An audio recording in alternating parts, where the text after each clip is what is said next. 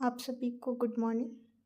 आज हम फिर से अपने special paper education intervention and teaching strategy जो आपके BEd special education HI second year का स्पेशल पेपर है उसके 1.1 पर आज चर्चा करेंगे, जिसका टॉपिक है parent infant programme for children with HI.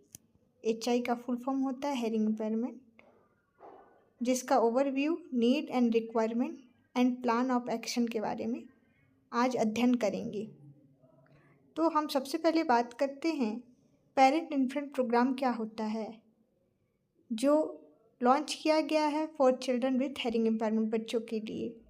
यह एक माता पिता एवं बच्चों का कार्यक्रम है जो श्रवण बाधित बच्चों के लिए है, जिसमें पेरेंट्स की अहम भूमिका होती है। पेरेंट्स ही है जो एक नवजात शिशु के साथ जन्म से लेकर विद्यालय जाने तक बच्चे के साथ ज़्यादा से ज़्यादा समय बिताता है। यहाँ पर यदि किसी बच्चे की श्रवण क्षमता बाधित होती है तो वहाँ पे परिवार की भूमिका बढ़ जाती है। परिवार की नैतिक जिम्मेदारी होती है कि वह बच्चों की प्रारंभिक पहचान कर प्रारंभिक हस्तक्षेप के तौर पर वह इस कार्यक्रम में शामिल होकर उनकी विभिन्न कौशलों का विकास कर सके। अब मैं आपको यहाँ पे ओवरव्यू के तौर पर यह बताना चाहती हूँ कि पेरेंट इन्फेंट प्रोग्राम एक प्रारंभिक हस्तक्षेप अर्ली इंटरवेंशन सेवा है, जो अर्ली आइडेंटिफिकेशन के बाद किया जाता है। जब हम किसी भी डिजीज़ या डिसेबिलिटी की पहचान कर लेते हैं तो हमें जल्द से जल्द अर्ली इंटरवेंशन करने की आवश्यकता होती है, जिसमें जन्म से लेकर लगभग 3 वर्ष तक के हेयरिंग इम्पेयरमेंट बच्चों और उनके माता पिता को मार्गदर्शन व प्रशिक्षण दिया जाता है, जिससे उनके माता पिता या संरक्षण के तौर पर जो भी केयर टेकर या पेरेंट हैं वह बच्चों पर कैसे काम कर सकते हैं, उनको उस कौशल का मार्गदर्शन भी दिया जाता है और प्रशिक्षण भी दिया जाता है। यहाँ पे आप ध्यान दीजिए कि यह प्रोग्राम पेरेंट्स इन्फेंट प्रोग्राम जन्म से लेकर 3 वर्ष तक के हेयरिंग इम्पेयर्ड बच्चों के पेरेंट्स के लिए ही निर्धारित किया गया है। अब यहाँ हम बात करते हैं इसका उद्देश्य क्या है। इस प्रोग्राम का जो उद्देश्य है, बच्चे की जो वाणी होती है, जो भाषा होता है और जो श्रवण और संज्ञानात्मक विकास को प्रारंभिक अवस्था से ही प्रोत्साहित करना। बच्चे के अंदर जो लैंग्वेज डेवलपमेंट की क्षमता है, श्रवण क्षमता है और संज्ञानात्मक विकास है, उनको प्रारंभिक अवस्था यानी अर्ली स्टेज से ही क्या करना, उन कौशलों को इम्प्रूव करना। यह क्या है, इस मार्गदर्शन एवं प्रशिक्षण के अंतर्गत आ जाता है, जो माता पिता के द्वारा श्रवण बाधित बच्चों को दिया जाता है। अब हम बात करते हैं इस कार्यक्रम में माता पिता को बच्चे के साथ संवाद, भाषा विकास तकनीकी, श्रवण उपकरणों के उपयोग और घर पर अभ्यास की विधियाँ सिखाई जाती है। इसको हम थोड़ा विस्तार से समझेंगे कि इसमें पेरेंट इन्फेंट प्रोग्राम के दौरान माता पिता को यह ट्रेनिंग दी जाती है कि वह श्रवण बाधित बच्चों के साथ कैसे संवाद कर सकते हैं। एग्जाम्पल में एक आपको देना चाहूँगी कि यदि श्रवण बाधित बच्चा घर पे है तो माता पिता को कोशिश करना चाहिए कि बच्चे को संवाद करने के लिए मोटिवेट करना चाहिए। यदि बच्चे को भूख लग रही है तो उसे खाना मांगने के लिए प्रोत्साहित करना चाहिए, ताकि वह बच्चा किसी तरह इशारों से बोलकर या किसी भी माध्यम से वह संवाद स्थापित करे, कम्युनिकेशन कर सके, माता पिता से बोलने का प्रयास करने का उन्हें समय देना चाहिए, जिससे बच्चा हर एक्टिविटी में माता पिता से चाहे किसी भी माध्यम से संवाद स्थापित कर सके, यानी बातचीत कर सके। यह मौका एक माता पिता को किस प्रकार देना है, यह इस प्रशिक्षण में बताया जाता है। अब हम बात करते हैं भाषा विकास तकनीकी। भाषा विकास तकनीकी के बहुत सारे माध्यम होते हैं जिसका उपयोग इस ट्रेनिंग के माध्यम से पेरेंट्स को दिया जाता है, जिसका उपयोग वो घरेलू गतिविधियों में सम्मिलित कर बच्चे के भाषा का विकास कर सकते हैं। जैसे हम बच्चों के साथ समय बिता सकते हैं पेरेंट्स होने के नाते, और उनके साथ खेल खेल में भाषा विकास कर सकते हैं। और भी बहुत सारी गतिविधियां हैं, जैसे स्टोरी टेलिंग करना, पोएम पढ़ना, या बच्चों के सामने बच्चों के साथ खेलना, रोल प्ले करना, और बहुत सारी गतिविधियां कर सकते हैं। यह सारी तकनीकी का इस्तेमाल कर हम बच्चे का भाषा विकास कर सकते हैं। यह ट्रेनिंग के दौरान बताया जाता है। इसके बाद है श्रवण उपकरणों के उपयोग के बारे में भी इस माता पिता के ट्रेनिंग में यह बताया जाता है कि कैसे हेयरिंग इम्पायरमेंट बच्चों को हेयरिंग एड का इस्तेमाल करना चाहिए और उसका उपयोग कितना बच्चे के लिए महत्वपूर्ण है उसकी भी जानकारी दी जाती है। क्योंकि हेयरिंग एड एक महत्वपूर्ण भूमिका अदा करता है।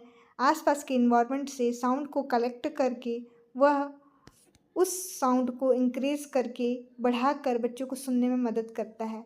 जिस प्रकार एक आँखों की समस्या से ग्रसित व्यक्ति अपने इस समस्या को कम करने के लिए स्पेक्स वेयर करता है, उसी प्रकार हेयरिंग इम्पायरमेंट बच्चे जिसका जल्दी से जल्दी पहचान किया गया है, उसके हस्तक्षेप के तौर पर जो कार्य पेरेंट्स के द्वारा कराया जा रहा है, उसमें बच्चे को अगर कम श्रवण दोष है तो उसमें हेयरिंग एड का इस्तेमाल करना बताया जाता है, जो उसके लिए बहुत ज़्यादा उपयोगी हो जाता है। और घर पर अभ्यास की विधियाँ भी सिखाई जाती है कि कौन कौन सी गतिविधियाँ वह घर पे कर सकते हैं जिससे बच्चे को लाभ हो। अब हम बात करते हैं, यह घर आधारित और सेंटर आधारित दोनों तरीक़ों से संचालित हो सकता है। कई बार बच्चे को स्पीच थेरेपिस्ट के पास भी ले जाने के बारे में इस ट्रेनिंग के दौरान पेरेंट्स को बताया जाता है कि आप बच्चे को टाइम टू टाइम या वीकली 2 से 3 क्लासेस स्पीच थेरेपी की अवश्य दिलाइए। यह सेंटर बेस्ड गतिविधियां भी हो सकती है और घर आधारित तो है ही, जिसमें पेरेंट्स का मेजर रोल है। अब हम बात करते हैं नीड की। जैसा कि मैंने आपको स्टार्टिंग में ही बताया था कि हम इस चैप्टर में ओवरव्यू, नीड, एक्शन प्लान सारा कुछ पढ़ने वाले हैं। तो अब हम बात करते हैं पेरेंट्स इनफेक्ट प्रोग्राम की नीड क्या क्या होगी, क्यों ज़रूरी है पेरेंट इनफेक्ट प्रोग्राम एक हेयरिंग इम्पायरमेंट बच्चों के लिए। श्रवण बाधित बच्चे के विकास में प्रारंभिक 3 वर्ष सबसे महत्वपूर्ण होते हैं। देरी से पहचान होने पर उनका सबसे ज़्यादा इम्पैक्ट होता है लैंग्वेज एंड कम्युनिकेशन, जिसमें उन्हें उन कौशल में पिछड़ने का खतरा बढ़ जाता है। इसलिए आवश्यक है पेरेंट्स इनफेक्ट प्रोग्राम, ताकि बच्चे का सही उम्र में शीघ्र हस्तक्षेप कर उनके सभी कौशलों का विकास किया जा सके और उन्हें समाज की मुख्य धारा से जोड़ते हुए उसके एकेडमिक कौशल को इम्प्रूव किया जा सके। अब हम बात करते हैं क्यों ज़रूरी है। नेक्स्ट, माता पिता को सही मार्गदर्शन ना मिलने पर वे बच्चे के विकास को सही दिशा में नहीं ले जा पाते हैं। इसीलिए यह आवश्यक है कि यदि इस प्रोग्राम के द्वारा हम पेरेंट्स को सही ट्रेनिंग और सही गाइडलाइन दे देते हैं तो वह बच्चों पर बेहतर कार्य कर सकेंगे और उनको उचित मार्गदर्शन दे सकेंगे। देन प्रारंभिक हस्तक्षेप से बच्चे के सामाजिक, भावात्मक और शैक्षणिक विकास में सुधार होता है। वह ओवरऑल डेवलपमेंट कर सकता है क्योंकि पेरेंट्स ज़्यादा समय बच्चे के साथ बिताता है, जिससे वह बच्चे के सामाजिक संपर्क यानी सोशलाइजेशन को इम्प्रूव कर सकता है। बच्चे को सामाजिक तौर पर लोगों से मिलना जुलना अधिक करके बच्चे के अंदर सामाजिक कौशल और भावात्मक कौशल, जिससे बच्चे को यह एहसास बचपन से ही कराया जाए कि आपका यह हेयरिंग इम्पायरमेंट की जो कमी है इसको भी हम कम कर सकते हैं बच्चे के साथ काम करके। तो कहीं न कहीं बच्चे को बचपन से ही भावात्मक तौर पर भी मजबूती होती है और वो इमोशनली स्ट्रॉन्ग होता है। देन शैक्षणिक विकास तो इम्प्रूवमेंट होगा ही, क्योंकि बचपन से ही पेरेंट्स बच्चों के बेसिक एकेडमिक स्किल को डेवलप करने में लग जाता है और वह घर में भी बच्चे के साथ टाइम एक्सप्लेन करता है। तो इस ट्रेनिंग के माध्यम से बताया जाता है बच्चे को। अब हम बात करते हैं पेरेंट्स इन्फेंट प्रोग्राम की क्या क्या रिक्वायरमेंट है। पेरेंट्स इन्फेंट प्रोग्राम को सफल बनाने के लिए सबसे पहले ज़रूरी है प्रारंभिक पहचान, क्योंकि बिना पहचान के हम बच्चे का इंटरवेंशन नहीं कर सकते। तो इसमें न्यू ब्रोन हेयरिंग स्क्रीनिंग होती है, जिसके दौरान पेरेंट्स को बच्चे के कान में होने वाली डिसेबिलिटी के बारे में पता चल जाता है कि बच्चे को कितनी डिसेबिलिटी है, हेयरिंग इम्पेयरमेंट, कितना हेयरिंग लॉस है बच्चे के कान में, माइल्ड है, मॉडरेट है एंड मॉडरेट सीवियर है कि सीवियर है या प्रोफाउंड है। यह हमने फर्स्ट ईयर में पढ़ा था बहुत अच्छे से, डिग्री ऑफ हेयरिंग लॉस। उसी के अकॉर्डिंग पेरेंट्स को पता चलता है कि बच्चे की हेयरिंग लॉस कितनी हद तक हुई है। देन दूसरी रिक्वायरमेंट होती है एक जो प्रशिक्षित टीम की, जो उनके पेरेंट्स इन्फेंट प्रोग्राम को बहुत ही सक्सेसफुली सफल बनाते हैं। उसमें होते हैं audiologist, then speech language pathologist होते हैं, स्पेशल एजुकेटर होते हैं एंड काउंसलर होते हैं। इन लोगों की मेजर भूमिका होती है, मतलब मेजर रोल होता है, जो बच्चे के auditory training and speech therapy, then special education and सही गाइडलाइन के द्वारा सफल किया जा सकता है। अब हम बात करते हैं उपकरण की। यह भी पेरेंट इन्फेंट प्रोग्राम का मेजर रिक्वायरमेंट होता है कि उपकरण होना चाहिए, क्योंकि उपकरण बच्चे का बहुत हेल्प करता है साउंड को सुनने में, जिसमें हेयरिंग एड होता है, एक कोक्लिया इम्प्लांट होता है जो सर्जरी के द्वारा बच्चे के इनर ईयर के कोक्लिया में इम्प्लांट किया जाता है। यह एक सर्जरिकल प्लांट होता है जो छोटे बच्चों में किया जाता है। यदि बच्चे का आउटर ईयर और मिडल ईयर डैमेज है और इनर ईयर का वर्किंग है, तो यह सर्जरी उसमें की जाती है कोक्लिया इम्प्लांट में। देन एफएम सिस्टम एक फ्रीक्वेंसी मॉड्यूलेट सिस्टम होता है, जो स्पेशल स्कूल में जो हेयरिंग इम्पेयरमेंट के स्पेशल स्कूल होते हैं, वो बच्चों को जब ग्रुप टीचिंग करा रहे होते हैं तो ये इस सिस्टम का यूज करते हैं। तो ये सारे इंस्ट्रूमेंट का उपकरण का यूज करके भी हम बच्चे के स्किल को इम्प्रूव कर सकते हैं। तो यह रिक्वायरमेंट ज़रूरी है पेरेंट इन्फेंट प्रोग्राम में।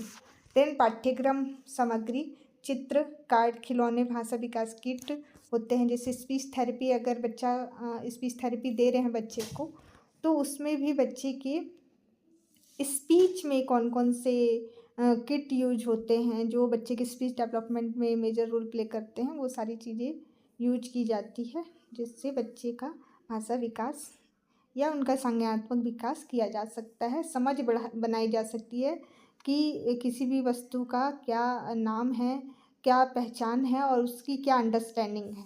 तो ये सारी चीज़ें हम कर सकते हैं। देन माता पिता की सक्रिय सहयोग भी बहुत ज़रूरी है।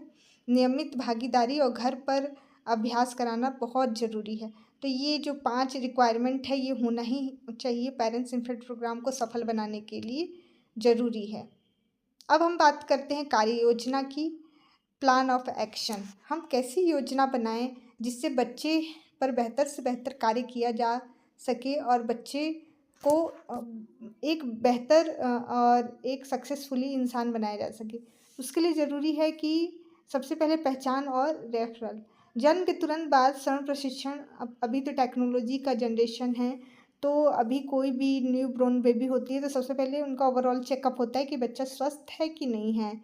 तो उसमें जन्म के तुरंत बाद उसकी हेयरिंग टेस्ट भी हो जाती है, स्क्रीनिंग हो जाती है, जिससे पता चल जाता है कि बच्चे का कान स्वस्थ है या नहीं, नॉर्मल है या एब नॉर्मल है। तो यह बहुत ज़रूरी है पहचान करना।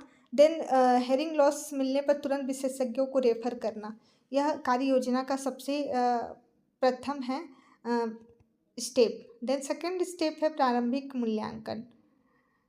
अब यहाँ पे हम मूल्यांकन करेंगे। कोई भी कार्य बच्चे पे कार्य करने से पहले हमको उनका आकलन करना बहुत ज़रूरी है कि बच्चे के अंदर कितनी स्वयं क्षमता बची हुई है और इस पर कैसे काम किया जा सकता है। इसकी स्वर्ण स्तर क्या है, भाषा कौशल की कैपेसिटी कितनी है, मोटर स्किल कितना अच्छा है। तो ये सारी चीज़ें अगर हम बच्चे का मूल्यांकन करते, प्रारंभिक मूल्यांकन करते, तो हमें बच्चे की वीकनेस एंड स्ट्रेंथ का पता चल जाता है, जिस पर हम उनके वीकनेस पर काम कर सकते हैं और स्ट्रेंथ का यूज करके हम उसकी छिपी हुई प्रतिभा को भी वो कर सकते हैं, इम्प्रूव कर सकते हैं। देन थर्ड स्टेप है माता पिता को मार्गदर्शन देना। हेयरिंग एड कोक्लियर इम्प्लांट का उपयोग सिखाना। मार्गदर्शन के दौरान माता पिता को हमें क्या करना है, यह योजना का थर्ड स्टेप है कि हम जब पेरेंट्स को, बच्चे के पेरेंट्स जो हेयरिंग इम्पेयरमेंट बच्चे हैं उनके पेरेंट्स को मार्गदर्शन दें। इस मार्गदर्शन के दौरान हम पेरेंट्स को क्या क्या गाइडलाइन दे सकते हैं। फर्स्ट ऑफ ऑल हम हेयरिंग एड कोक्लियर इम्प्लांट का यूज़ करना बता सकते हैं पेरेंट्स को कि कैसे यूज़ करना है, क्योंकि कोई भी यंत्र उपकरण ऐड एंड इक्विपमेंट हम यूज करते हैं तो हमें पता होना चाहिए कि हमें कैसे उसका यूज़ करना है, ताकि वो लंबे समय तक उसका उपयोग किया जा सके और सही उपयोग किया जा सके और उसका लाभ लिया जा सके। पता चला कि हमें उसका उपयोग करना ही नहीं आता, बच्चा तो बहुत छोटा है, तो यहाँ पेरेंट्स की दायित्व तो बनती है कि वह हेयरिंग एड का कैसे उपयोग करना चाहिए वो सीखना चाहिए। देन बच्चे से आँख मिलाकर स्पष्ट भाषा में संवाद करना, यह भी पेरेंट्स को बताया जाता है। खेल व गाने के माध्यम से भाषा में उत्तेजना देना, ये सारी गतिविधियाँ करने के लिए हमारे एक्शन ऑफ प्लान में पेरेंट्स को गाइडलाइन दी जाती है। देन आ जाता है भाषा एवं स्वर्ण विकास की गतिविधियाँ, फोर्थ स्टेप। इसमें दैनिक दिनचर्या में संवाद शामिल करना, रेगुलर बेसिस में बच्चे से कैसे बातचीत करनी है, ज़्यादा से ज़्यादा कैसे इंटरेक्ट करना है as of parents and child. तो यह टाइम टेबल शेड्यूल सेट करना है। किताब पढ़ना, चित्र दिखाना, प्रश्न पूछने जैसी गतिविधियाँ करा सकते हैं। नियमित फॉलोअप कर सकते हैं, हर 1 से 3 महीने में महीनों में विकास की समीक्षा करना। अब हमको जो कार्य हम स्टार्टिंग किए हैं उसको फॉलोअप भी लेना है कि वो क्या कंटिन्यू चल रहा है, बीच में ब्रेकअप तो नहीं हो रहा है। अगर बीच में ब्रेक डाउन करेंगे तो बच्चे के जो विकास हो रहे हैं वो भी कहीं ना कहीं प्रभावित होंगे। तो इसलिए नियमित फॉलोअप भी करना है कि बच्चा कितना इम्प्रूव कर रहा है, और बच्चा इम्प्रूव करना है तो और क्या सिखाने की आवश्यकता है, और बच्चा कहाँ पे ब्रेक डाउन कर रहा है, बच्चा कहाँ लैग हो रहा है, कहाँ बच्चे को समस्या आ रही है सीखने में, तो उस समस्या को कैसे कम करना है वो भी देखना है और उस पर काम करना है। इसलिए नियमित फॉलोअप ज़रूरी है। आवश्यकता अनुसार योजना में बदलाव, हम टाइम टू टाइम अपने प्लान को बदल भी सकते हैं। कई बार एक ही प्लान को लेकर चल रहे हैं तो बच्चे में इम्प्रूवमेंट नहीं हो रही है, तो हम प्लान को चेंज भी कर सकते हैं या प्लान में बदलाव ला सकते हैं। देन समुदाय एवं संसाधन नेटवर्क, माता पिता समुदाय और संसाधन नेटवर्क बहुत ज़रूरी है प्लान ऑफ एक्शन के लिए। माता पिता का समूह बनाना चाहिए, जो हेयरिंग इम्पेयरमेंट बच्चे हैं उनके जितने भी पेरेंट्स हैं उनका एक नेटवर्किंग बनाना चाहिए, जिससे वो आपस में अपने विचारों का आदान प्रदान करके, आइडियाज़ को डिलीवर करके, अपनी समस्याओं को, प्रॉब्लम को साझा करके बेटर कार्य कर सकते हैं।